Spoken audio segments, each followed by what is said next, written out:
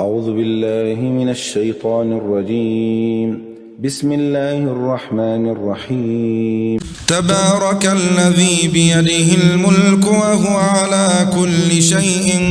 قدير. الذي خلق الموت والحياة ليبلوكم أيكم أحسن عملا وهو العزيز الغفور.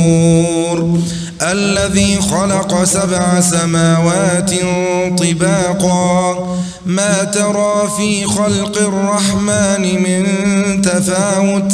فارجع البصر هل ترى من فطور ثم ارجع البصر كرتين ينقلب إليك البصر خاسئا وهو حسير. ولقد زينا السماء الدنيا بمصابيح وجعلناها رجوما للشياطين وأعتدنا لهم عذاب السعير. وللذين كفروا بربهم عذاب جهنم وبئس المصير. إذا ألقوا فيها سمعوا لها شهيقا وهي تفور تكاد تميز من الغيظ كلما ألقي فيها فوج سألهم خزنتها ألم يأتكم نذير قالوا بلى قد جاءنا نذير فكذبنا وقلنا ما نزل الله من شيء إن أنتم إلا في ضلال كبير. وقالوا لو كنا نسمع أو نعقل ما كنا في أصحاب السعير. فاعترفوا بذنبهم فسحقا لأصحاب السعير. إن الذين يخشون ربهم بالغيب لهم مغفرة وأجر كبير. وأسروا قولكم أو اجهروا به إنه عليم بذات الصدور. ألا يعلم من خلق وهو اللطيف الخبير. هو الذي جعل لكم الأرض ذلولا فامشوا في مناكبها وكلوا من رزقه وإليه النشور. أأمنتم من في السماء أن يخسف بكم الأرض فإذا هي تمور أم أمنتم من في السماء أن يرسل عليكم حاصبا فستعلمون كيف نذير. ولقد كذب الذين من قبلهم فكيف كان نكير. أولم يروا إلى الطير فوقهم صافات ويقبضن ما يمسكهن إلا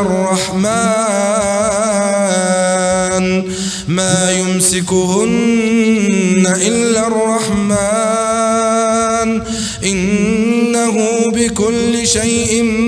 بصير. أمن هذا الذي هو جند لكم ينصركم من دون الرحمن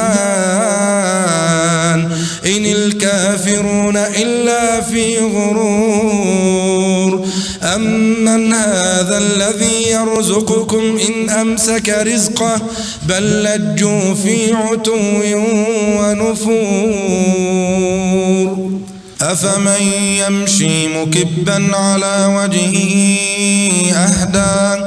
أهدى أمن يمشي سويا على صراط مستقيم.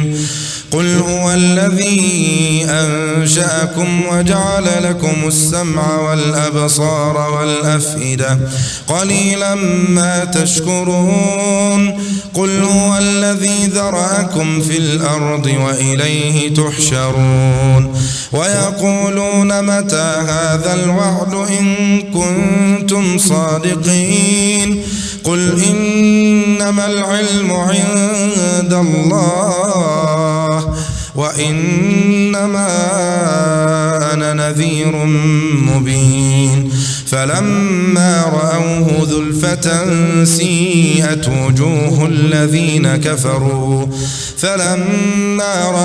زلفة سيئت وجوه الذين كفروا وقيل هذا الذي كنتم به تدعون قل أرأيتم إن أهلكني الله ومن معي أو رحمنا فمن يجير الكافرين من عذاب أليم قل هو الرحمن آمنا به وعليه توكلنا فستعلمون من هو في ضلال مبين قل أرأيتم إن أصبح ماؤكم غورا فمن يأتيكم بماء معين نون والقلم وما يسطرون ما أنت بنعمة ربك بمجنون وإن لك لأجرا غير ممنون وإنك لعلى خلق عظيم فستبصر ويبصرون بأيكم المفتون إن ربك هو أعلم بمن ضل عن سبيله وهو أعلم بالمهتدين فلا تطع المكذبين ودوا لو تدهن فيدهنون ولا تطع كل حلاف مهين هماز مشاء بنميم مناع للخير معتد أثيم عتل بعد ذلك زنيم أن كان ذا مال وبنين إذا تتلى عليه آياتنا قال أساطير الأولين سنسمه على الخرطوم إنا بلوناهم كما بلونا أصحاب الجنة إذ أقسموا ليصرمنها مصبحين ولا يستثنون فطاف عليها طائف من ربك وهم نائمون فأصبحت كالصريم فتنادوا مصبحين أن اغدوا على حرثكم إن كنتم صارمين فانطلقوا وهم يتخافتون ألا يدخلنها اليوم عليكم مسكين وغدوا على حرد قادرين فلما رأوها قالوا إنا لضالون بل نحن محرومون قال أوسطهم ألم أقل لكم لولا تسبحون قالوا سبحان ربنا إنا كنا ظالمين فأقبل بعضهم على بعض يتلاومون قالوا يا ويلنا إنا كنا طاغين عسى ربنا أن يبدلنا خيرا منها إنا إلى ربنا راغبون كذلك العذاب ولعذاب الآخرة أكبر لو كانوا يعلمون. إن للمتقين عند ربهم جنات النعيم أفنجعل المسلمين كالمجرمين ما لكم كيف تحكمون أم لكم كتاب فيه تدرسون إن لكم فيه لما تخيرون أم لكم أيمان علينا بالغة إلى يوم القيامة إن لكم لما تحكمون سلهم أيهم بذلك زعيم أم لهم شركاء فليأتوا بشركائهم إن كانوا صادقين يوم يكشف عن ساق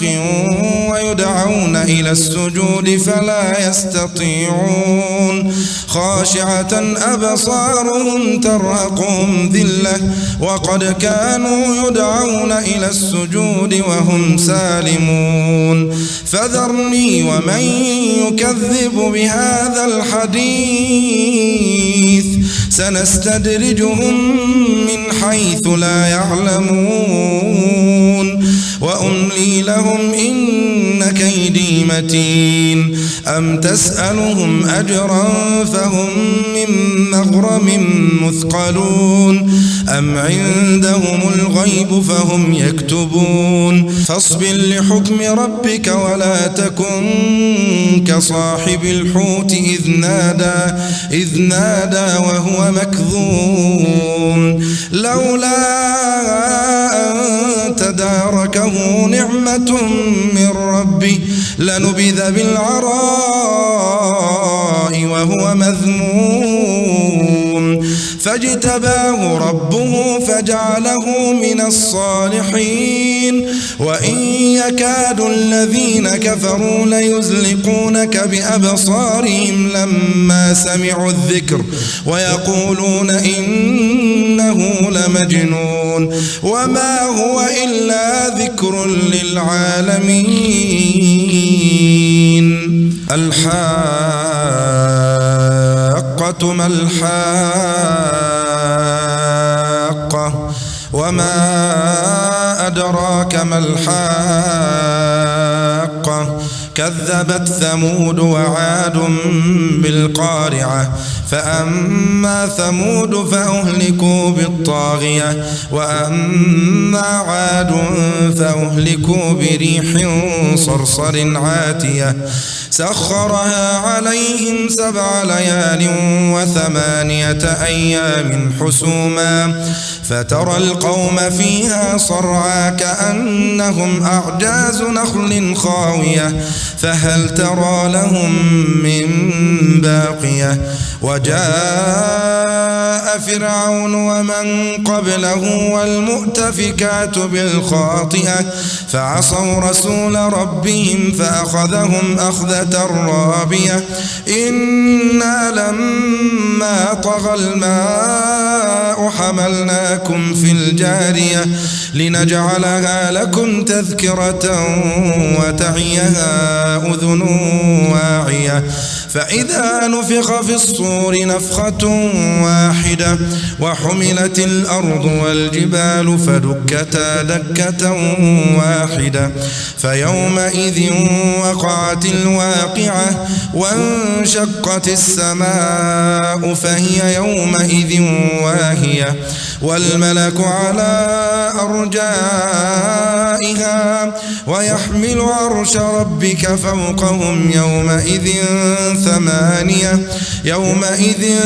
تعرضون لا تخفى منكم خافية فأما من أوتي كتابه بيمينه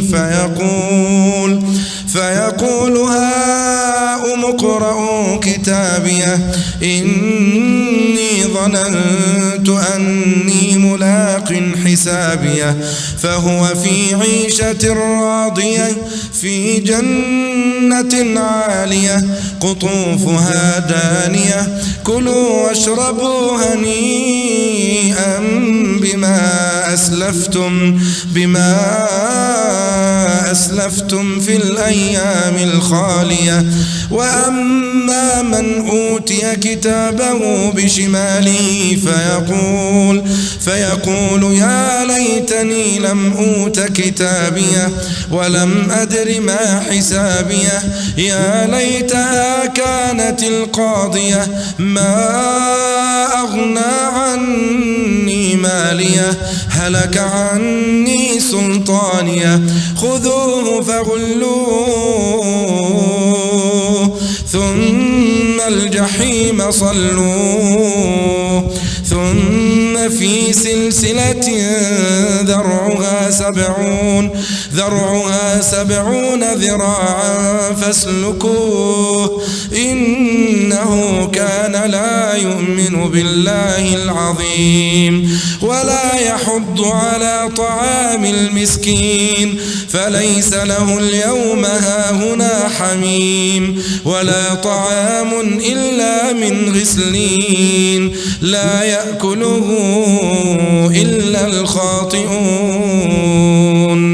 فلا أقسم بما تبصرون وما لا تبصرون إنه لقول رسول كريم وما هو بقول شاعر قليلا ما تؤمنون ولا بقول كاهن قليلا ما تذكرون تنزيل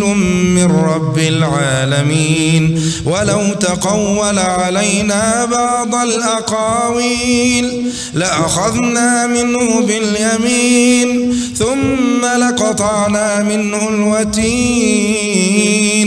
فما منكم من أحد عنه حاجزين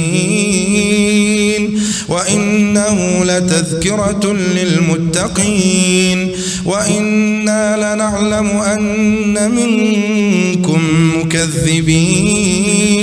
وإنه لحسرة على الكافرين وإنه لحق اليقين فسبح باسم ربك العظيم بسم الله الرحمن الرحيم سأل سائل بعذاب واقع للكافرين ليس له دافع من الله ذي المعارج تعرج الملائكة والروح إليه في يوم كان مقداره 50,000 سنة فاصبر صبرا جميلا إنهم يرونه بعيدا ونراه قريبا يوم تكون السماء كالمهل وتكون الجبال كالعهن ولا يسأل حميم حميما يبصرونهم يود المجرم لو يفتدي من عذاب يومئذ ببنيه وصاحبته وأخيه وفصيلته التي تؤويه ومن في الأرض جميعا ثم ينجيه كلا إنها لظى نزاعة للشوى تدعو من أدبر وتولى وجمع فأوعى إن الإنسان خلق هلوعا إذا مسه الشر جزوعا وإذا مسه الخير منوعا إلا المصلين الذين هم على صلاتهم دائمون والذين في أموالهم حق معلوم للسائل والمحروم والذين يصدقون بيوم الدين والذين هم من عذاب ربهم مشفقون إن عذاب ربهم غير مأمون والذين هم لفروجهم حافظون إلا على أزواجهم أو ما ملكت أيمانهم فإنهم غير ملومين فمن ابتغى وراء ذلك فأولئك هم العادون والذين هم لأماناتهم وعهدهم راعون والذين هم بشهاداتهم قائمون والذين هم على صلاتهم يحافظون أولئك في جنات مكرمون فما للذين كفروا قبلك مهطعين عن اليمين وعن الشمال عزين أيطمع كل امرئ منهم أن يدخل جنة نعيم كلا إنا خلقناهم مما يعلمون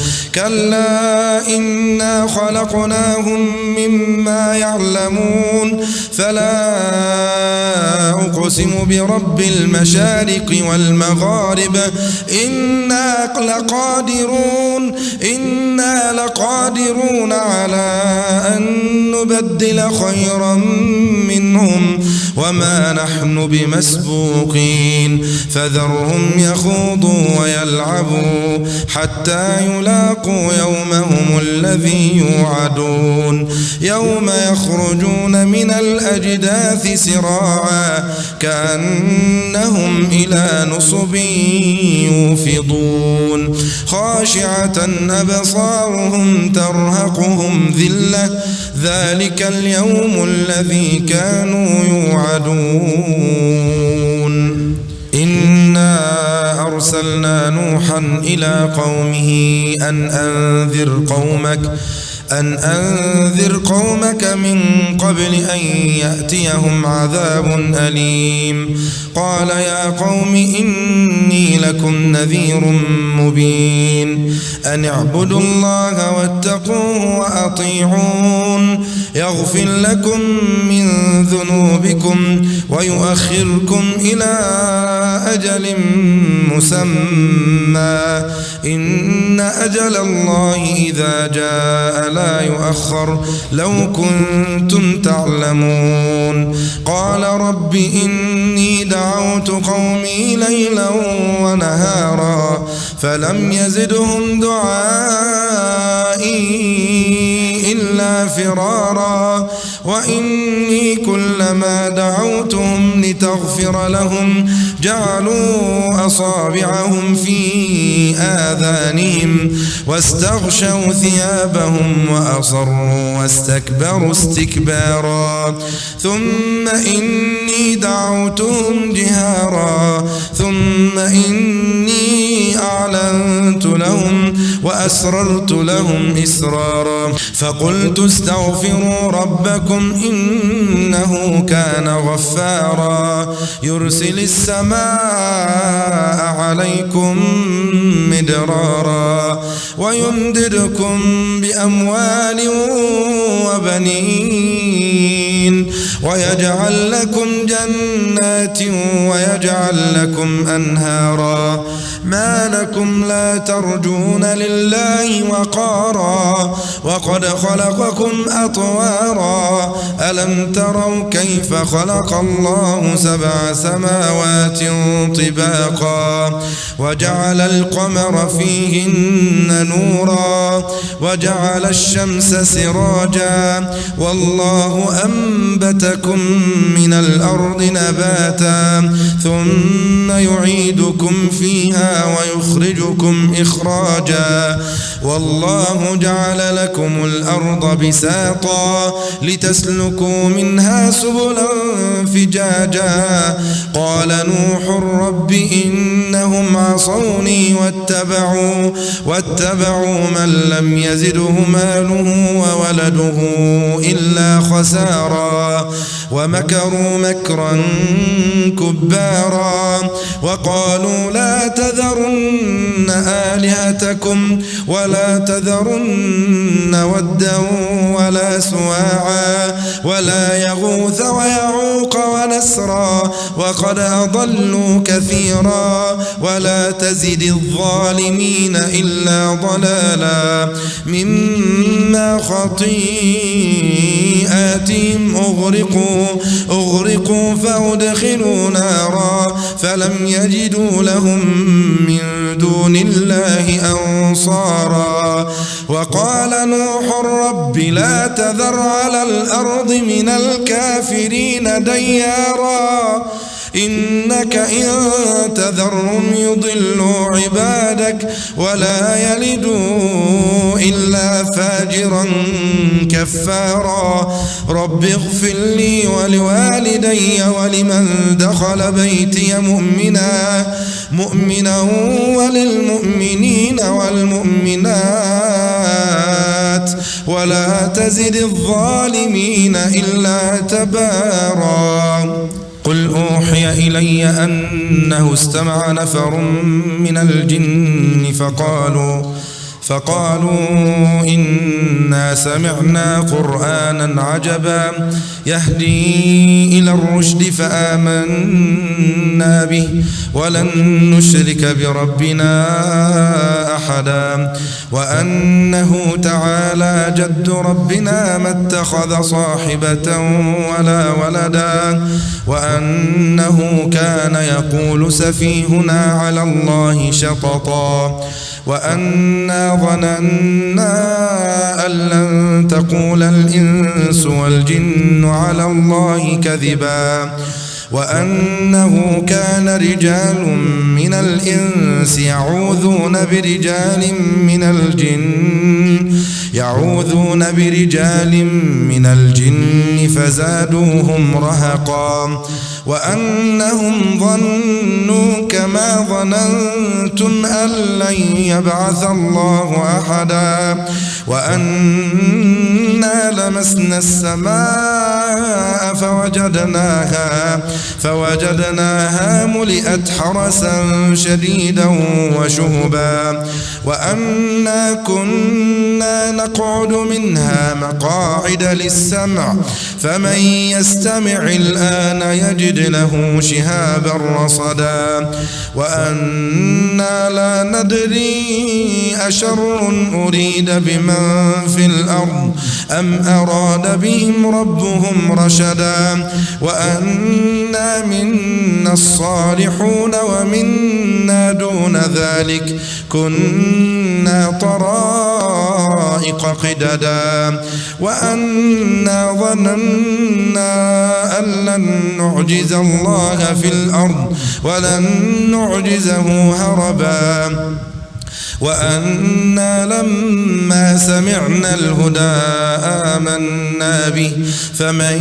يؤمن بربه فلا يخاف بخسا ولا رهقا وأنا منا المسلمون ومنا القاسطون فمن أسلم فأولئك تحروا رشدا وأما القاسطون فكانوا لجهنم حطبا وأن لو استقاموا على الطريقة لأسقيناهم ماء غدقا لنفتنهم فيه ومن يعرض عن ذكر ربه يسلكه عذابا صعدا وأن المساجد لله فلا تدعوا مع الله أحدا وأنه لما قام عبد الله يدعوه كادوا يكونون عليه لبدا قل إنما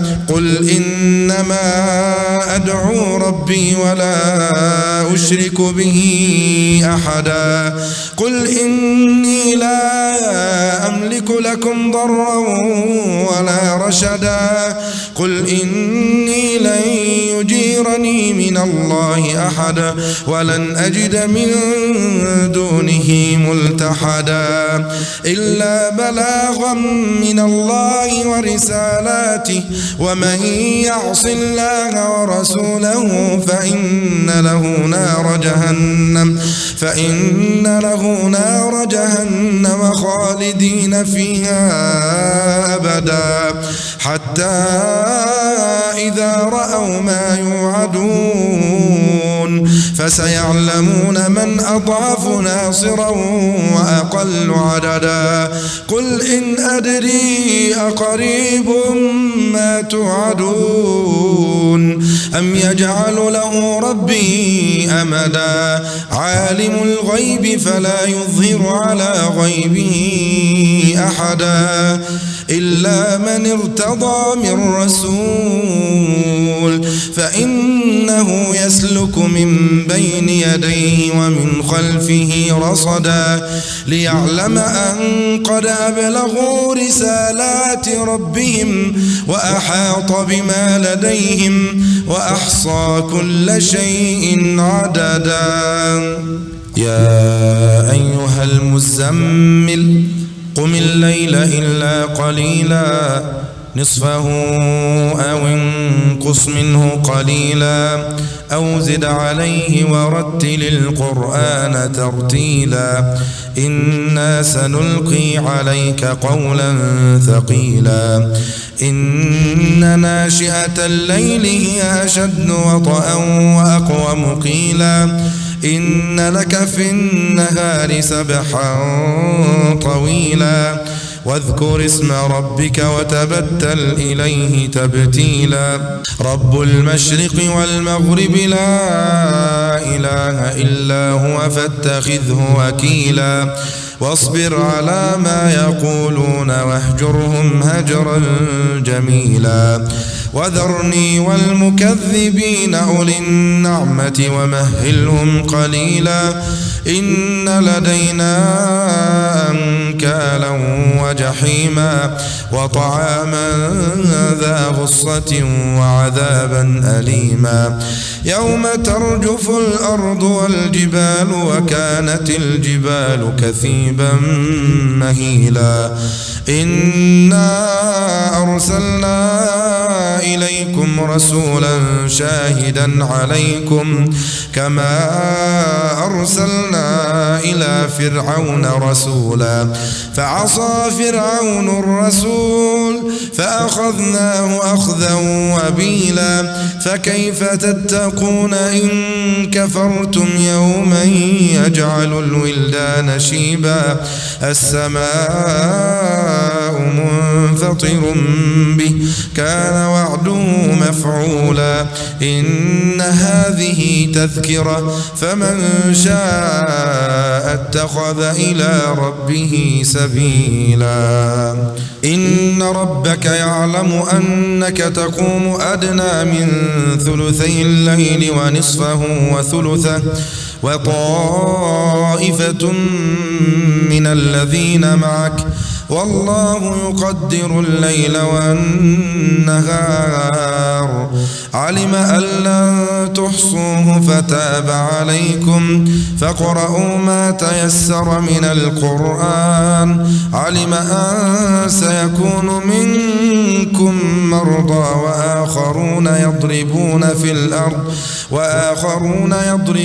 في الأرض يبتغون من فضل الله وآخرون يقاتلون في سبيل الله فاقرؤوا ما تيسر منه وأقيموا الصلاة وآتوا الزكاة وأقرضوا الله قرضا حسنا وما تقدموا لأنفسكم من خير تجدوه عند الله هو خيرا وأعظم أجرا واستغفروا الله إن الله غفور رحيم بسم الله الرحمن الرحيم يا أيها المدثر قم فأنذر وربك فكبر وثيابك فطهر والرجز فاهجر ولا تمنن تستكثر ولربك فاصبر فإذا نقر في الناقور فذلك يومئذ يوم عسير على الكافرين غير يسير ذرني ومن خلقت وحيدا وجعلت له مالا ممدودا وبنين شهودا ومهدت له تمهيدا ثم يطمع أن أزيد كلا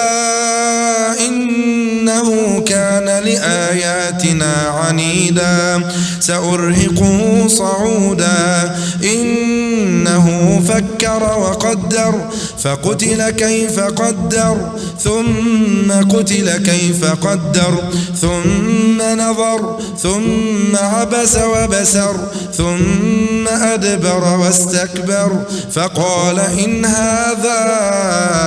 إلا سحر يؤثر إن هذا إلا قول البشر سأصليه سقر وما أدراك ما سقر لا تبقي ولا تذر لواحة للبشر عليها 19 وما جعلنا أصحاب النار إلا ملائكة وما جعلنا عدتهم إلا فتنة للذين كفروا ليستيقن الذين أوتوا الكتاب ويزداد الذين آمنوا إيمانا ولا يرتاب الذين أوتوا الكتاب والمؤمنون وليقول الذين في قلوبهم مرض والكافرون ماذا أراد الله بهذا مثلا كذلك يضل الله من يشاء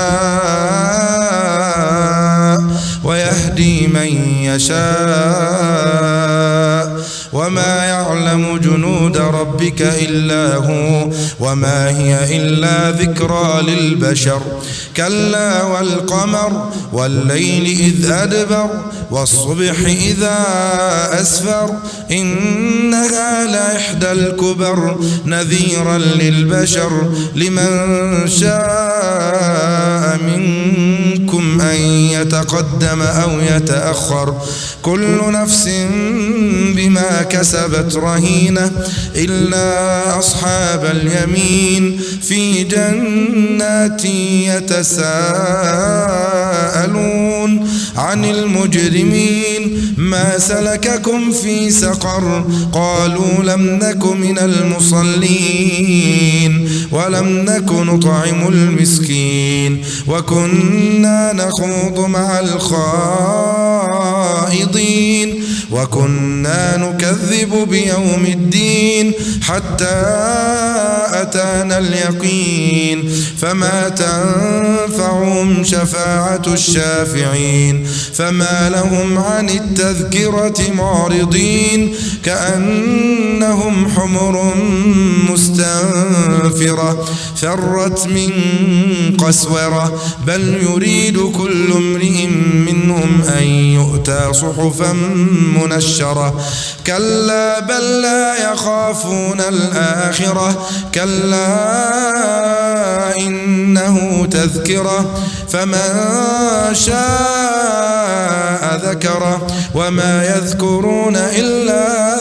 أن يشاء الله هو أهل التقوى وأهل المغفرة لا أقسم بيوم القيامة ولا أقسم بالنفس اللوامة أيحسب الإنسان أن لن نجمع عظامه بلى قادرين على أن نسوي بنانه بل يريد الإنسان ليفجر أمامه يسأل أيان يوم القيامة فإذا برق البصر وخسف القمر وجمع الشمس والقمر يقول الإنسان يومئذ أين المفر كلا لا وزر إلى ربك يومئذ المستقر ينبأ الإنسان يومئذ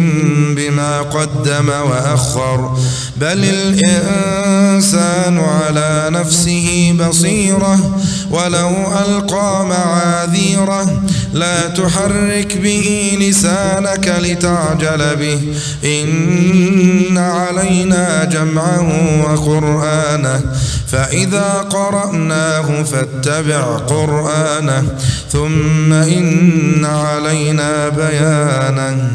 كلا بل تحبون العاجلة وتذرون الآخرة وجوه يومئذ ناظرة إلى ربها ناظرة ووجوه يومئذ باسرة تظن أن يفعل بها فاقرة كلا إذا بلغت التراقي وقيل من راق وظن أنه الفراق والتفت الساق بالساق إلى ربك يومئذ المساق فلا صدق ولا صلى ولكن كذب وتولى ثم ذهب إلى أهله يتمطى أولى لك فأولى ثم أولى لك فأولى أيحسب الإنسان أن يترك سدى ألم يك نطفة من مني يمنى ثم كان علقة فخلق فسوى فجعل منه الزوجين الذكر والأنثى أليس ذلك بقادر على أن يحيي الموتى هل أتى على الإنسان حين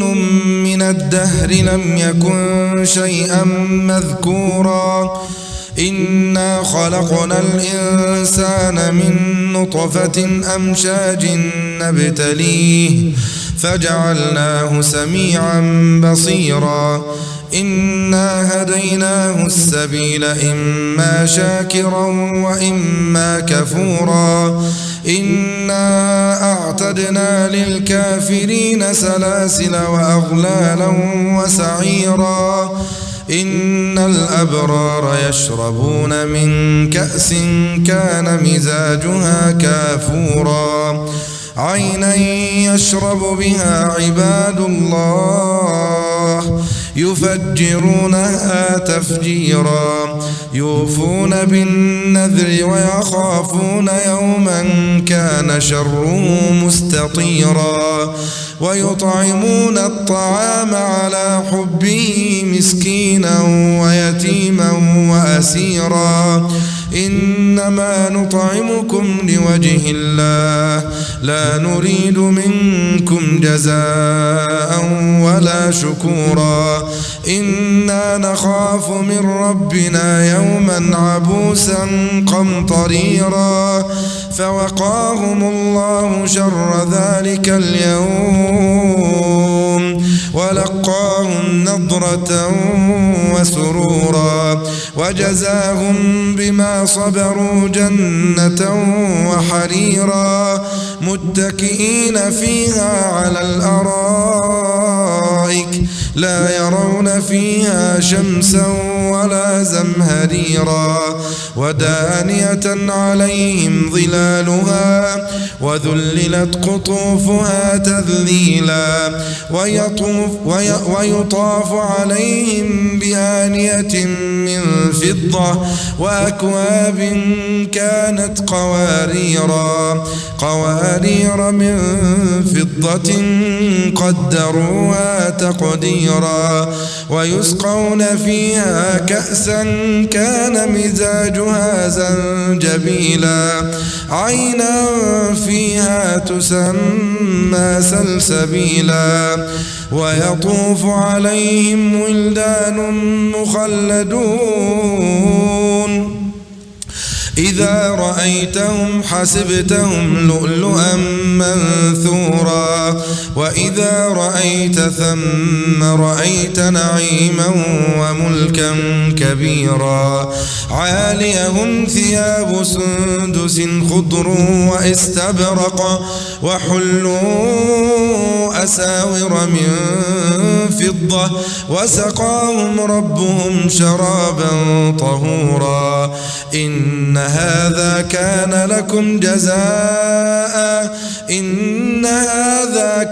لكم جزاء وكان سعيكم مشكورا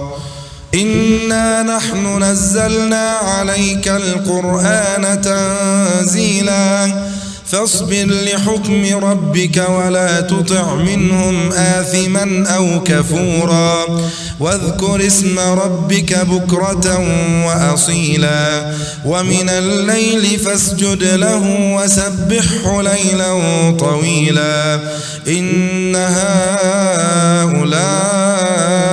يحبون العاجلة ويذرون وراءهم يوما ثقيلا نحن خلقناهم وشددنا أسرهم وإذا شئنا بدلنا أمثالهم تبديلا إن هذه تذكرة فمن شاء اتخذ إلى ربه سبيلا وما تشاءون إلا أن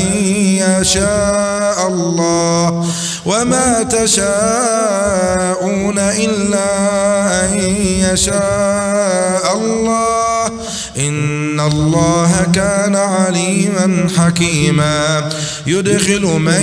يشاء في رحمته والظالمين أعد لهم عذابا أليما والمرسلات عرفا فالعاصفات عصفا والناشرات نشرا فالفارقات فرقا فالملقيات ذكرا عذرا أو نذرا إنما توعدون لواقع فإذا النجوم طمست وإذا السماء فرجت وإذا الجبال نسفت وإذا الرسل أقتت لأي يوم أجلت ليوم الفصل وما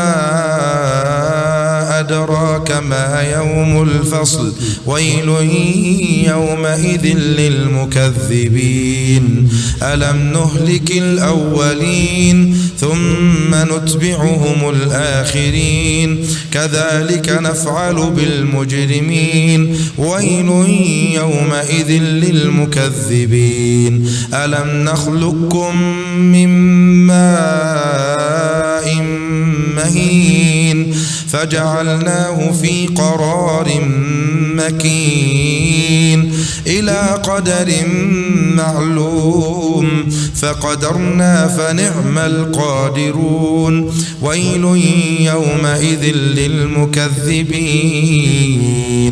ألم نجعل الأرض كفاتا أحياء وأمواتا وجعلنا فيها رواسي شامخات وأسقيناكم ماء فراتا ويل يومئذ للمكذبين انطلقوا إلى ما كنتم به تكذبون انطلقوا إلى ظل ذي 3 شعب لا ظليل ولا يغني من اللهب إنها ترمي بشرر كالقصر كأنه جمالة صفر ويل يومئذ للمكذبين هذا يوم لا ينطقون ولا يؤذن لهم فيعتذرون ويل يومئذ للمكذبين هذا يوم الفصل جمعناكم والأولين فإن كان لكم كيد فكيدون ويل يومئذ للمكذبين إن المتقين في ظلال وعيون وفواكه مما يشتهون كلوا واشربوا هنيئا بما كنتم تعملون إنا كذلك نجزي المحسنين ويل يومئذ للمكذبين كلوا وتمتعوا قليلا إنكم مجرمون ويل يومئذ للمكذبين وإذا قيل لهم اركعوا لا يركعون ويل يومئذ للمكذبين فبأي حديث بعده يؤمنون